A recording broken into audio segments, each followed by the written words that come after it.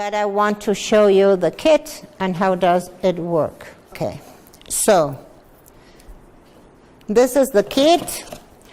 All the biofarm kits are produced in an ISO facility, so anything that changes inside the kit needs to be informed with highly colored papers. But when you see this in an biofarm kit, you have to take care that maybe all the assay has one change or two or more.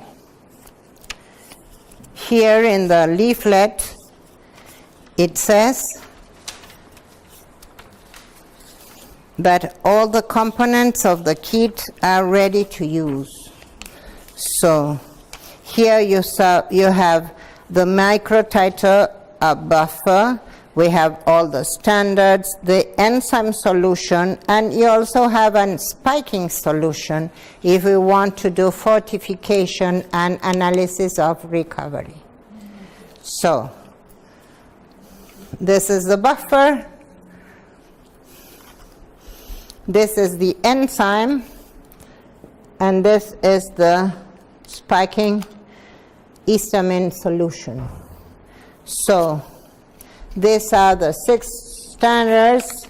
This is how the plate comes. So this is the way the plate comes. It has 12 of these.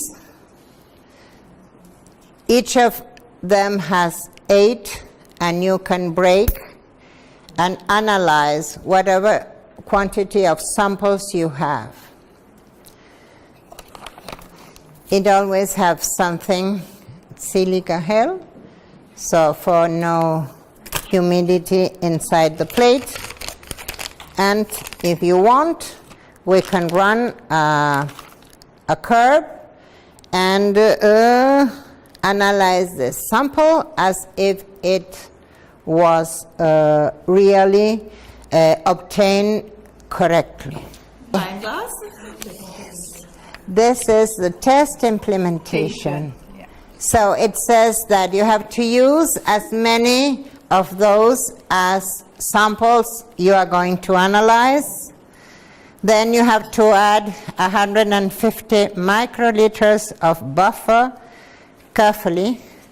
Then you add 100 microliters of the standards controls, if you have internal controls, and preparated samples. And then you have to shake carefully. 3 minutes absorption, you read A1. Then without a reference filter, you read A1. Then you add 10 microliters of the blue dye, and then you carefully 10 minutes, and then you read. And then you, for the evaluation, you put both absorbents, A2 and A1, in the reader win, and then you obtain the curve and the results. The only thing I want you to learn is how to use a microtiter polycubed well. It's very, yes, you need to obtain very good results, and you need to do all the samples and the assay and the calibration curve by duplicate. Okay? Here we have an easy open. Okay. For this, you need to keep some empty of these holders, so you don't have to take away all the others, you know. How many do we need for duplicate? So maybe we will do 12 wells, 6 for the standards, and maybe 2 for the samples. Okay, this sample, this you put inside.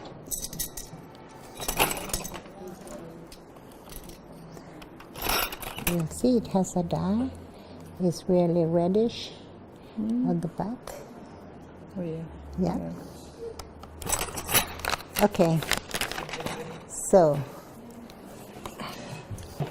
first of all, You need to control that all the reagents are at room temperature.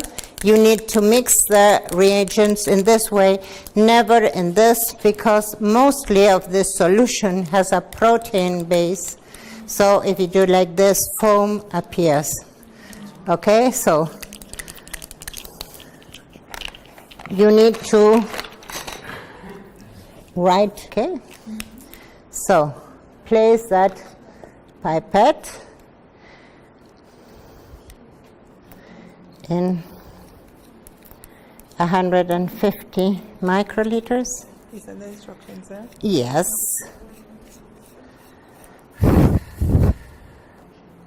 Okay. And pipette 150 microliters of this buffer solution.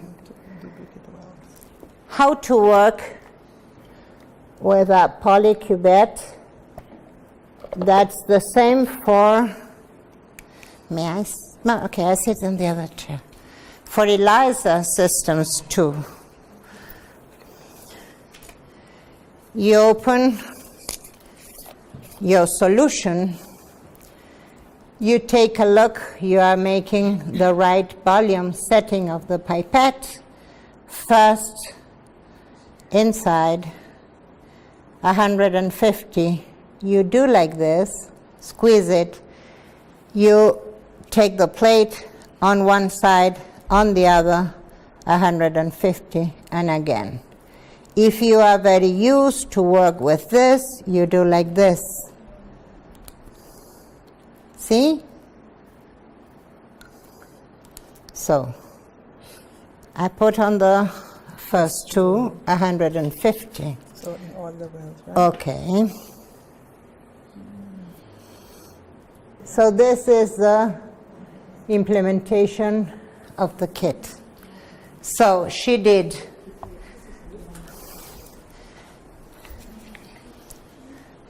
150 microliters, and then carefully shake the plate.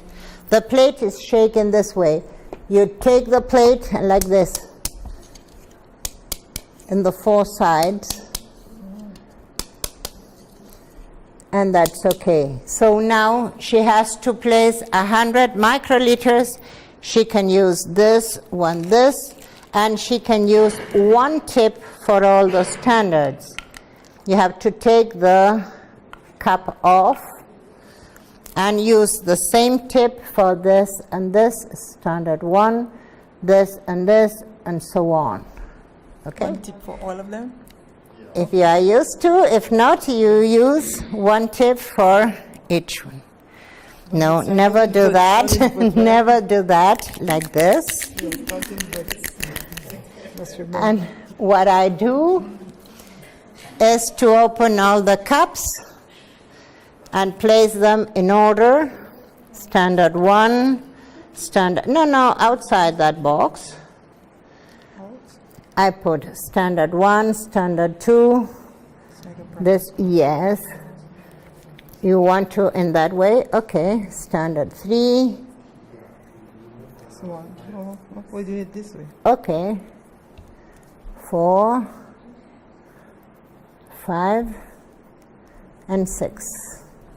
If you want to change a tip, you change a tip. If not, you can use the same. If you are fond of using the tips, then you should wait.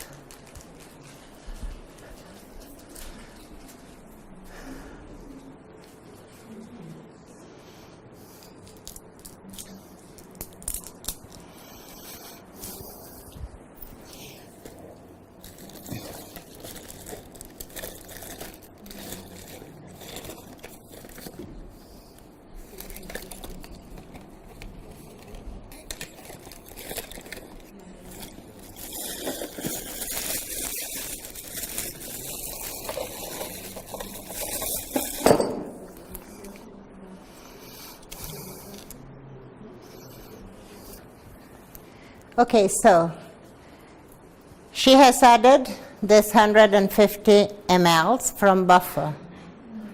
Then she is applying 100 ml for the standards. So, okay. 6. Yeah. And now we are going to blanks. put, yes, no. Okay. Another tip, you have to throw that away. And you put maybe tap water first, Okay. and then the sample. No problem. 2 different, yes. So you do the same. Okay. And we put, okay, start. So it's only 3 minutes, and you have to read that absorbance of all the wells, micro wells. You don't have to touch it or don't have to cover as an ELISA. And then when we finish this, you have to add 10 microliters. So this is very, very small. So while waiting, it's only 1 minute left. No, that is, this is the dye, the enzyme solution. Okay. What do we need to put? Yes, the enzyme solution.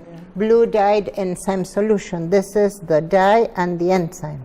This is the spiking solution, so this is histamine. Okay? Yeah. Okay. Okay.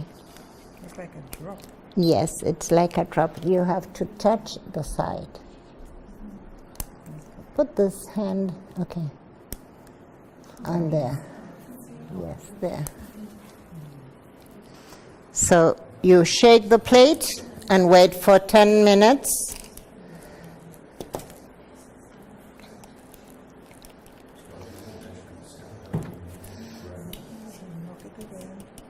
Okay. Slowly, so no splashing. Yes, it's okay. And then 10 minutes. It comes from no color, bluish, yellowish.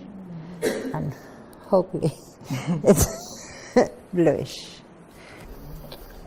Even though the concentration is really, really low, the fish sample has some change in color. Okay. Nowadays, it's not officially validated. It has an internal company validation. Our biofarm made the validation. I have it, now I'm showing to you with all the stuff of validation. But official external validation in this moment, no. 6 months or 8 months ago, yes. But nowadays, they don't renew the validation. So they have no validation in this moment. Right. That's the real truth. So when we buy the kit now and we're going to use it, You don't have official validation. You have only our biofarm's validation. right? But when we start to use it, You have to validate in your lab, even though it's AOAC validated. But you shouldn't do a full validation. Maybe you should do a verification of the method. Okay? But in all the cases, if you have validated, AOAC validated or not, you need to validate that in your lab. The official method and the gold standard of histamine is extracting with solvents and then evaporation and then rehydration and then HPLC analysis. That's the official method. Are you obliged to use an official method? No. You can compare your results with official methods and obtain your validation. Just another example question. Oh, If wine have a high histamine level, yes. what about grapes and raisins? Because that's the sauce. Is it the Okay. When wine is contaminated, you know, wine, the grape, is contaminated in the outside because mostly for known bacteria and specific bacteria and fungus, that are specific for each strain of grape. When you produce raisins from that grape, you take away most of the water and water activity. So the concentration of bacteria gets down, and also raisins and other fruit called ciruela plums, plums that are dehydrated, prunes, yes, they are covered with a small film that protect them because of fungus, principally because of the high concentration of sugar. But you can analyze raisins, and raisins are white or black? Black, but you can analyze black and white. Okay, yellow ones for histamine. It's a different application note for sample preparation. Okay? But yes, you can analyze. Okay. Sorry to interrupt, but last but not least, I forgot to show you how to place a membrane on top of a dish, of this type of dish. So I need you to give me only one plate. Okay. When you're going to place a sample that has been filtrated, you need to have some filtration devices. There are several. Some are like this, this is handmade. You can use a vacuum pump, or a water vacuum. This it's a tapon. Okay. This what? A cup. Oh, that's a cup. Okay. With a hole inside. And this pot comes in different ways. Some you buy, they are glass.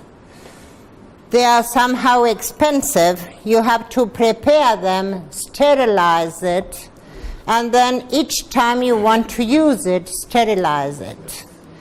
But on the other hand, those are expensive to buy, but when you have one, it's cheaper because you only buy the membrane.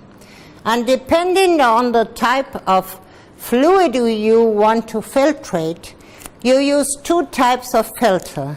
A 0.22 filter, that's in microbiology, you say it's a full filter. But if you want only bacteria and not other microorganisms, you can use a 0.45 micrometer per filter. These devices, you buy them sterile. These are disarmed, so you can place the water. They are calibrated for 100 milliliters, and they have a cup on the back, and you have to place them, and it comes with this device. This is a hollow one. So you take this cup off, you put this here, and you place all the system on top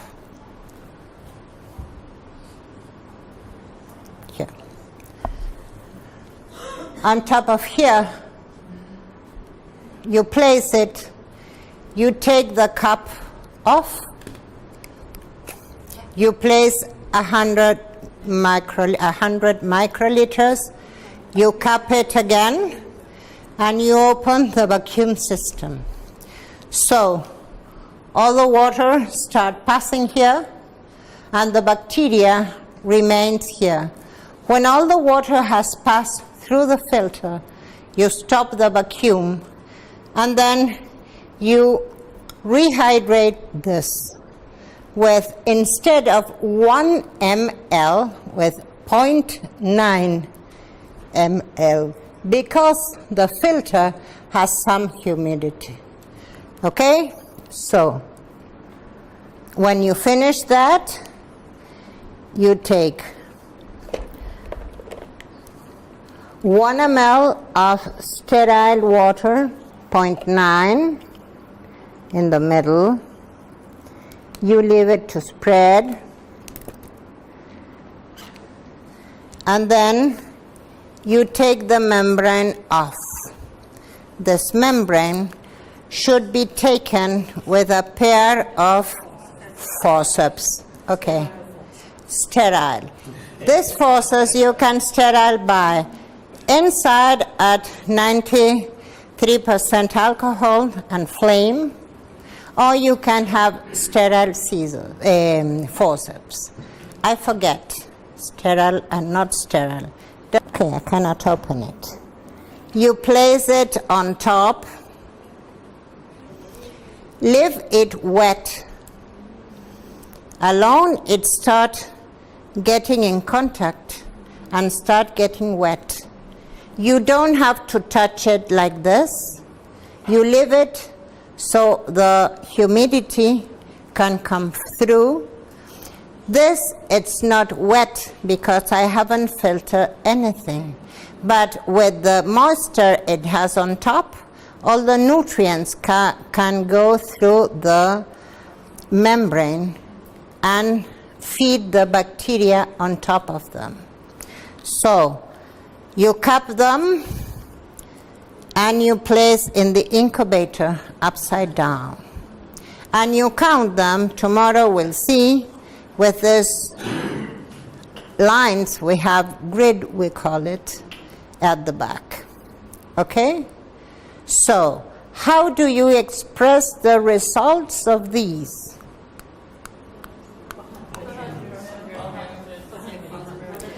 But what is happening if you want to filtrate, let's say, milk? 100 ml of milk. You won't be able. So what do you have to do? You don't analyze milk in that way, but maybe concentrate fruit juice, a syrup. You make in a sterile beaker. You place 100 ml of your syrup. Okay? So this is your initial sample. And you make a 2 or a 3 dilution. So you add 100 or 200 ml of distilled water. So the bricks you have in the syrup, when you put water on it, dilutes and get lowers. So this 2 ml, 200 ml or 300 ml, you pass now through the filter. Okay? And you take the membrane and you place it on a compact dried plate. So in this case, you count 3 bacteria. How can you express this result? You pass 300 ml of your sample and you obtain 3 colonies. How do you express the result?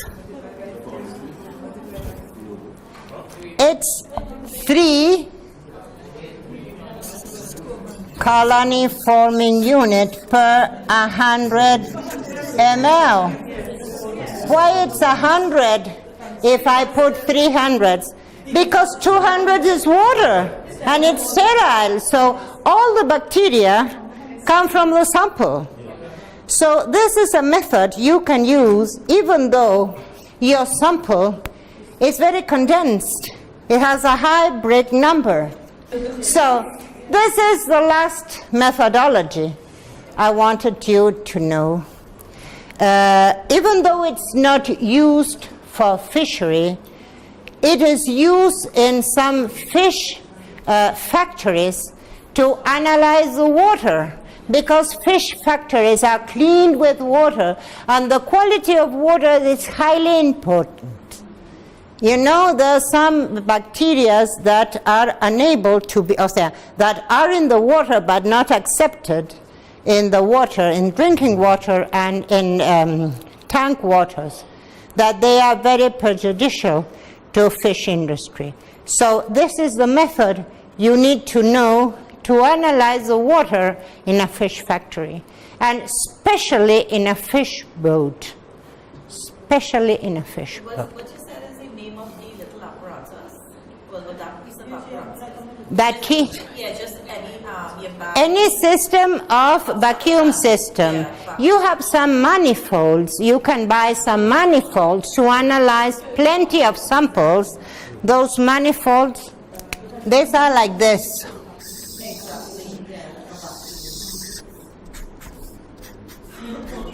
You have 4, 5, and 10 mouths, and then here you put the system.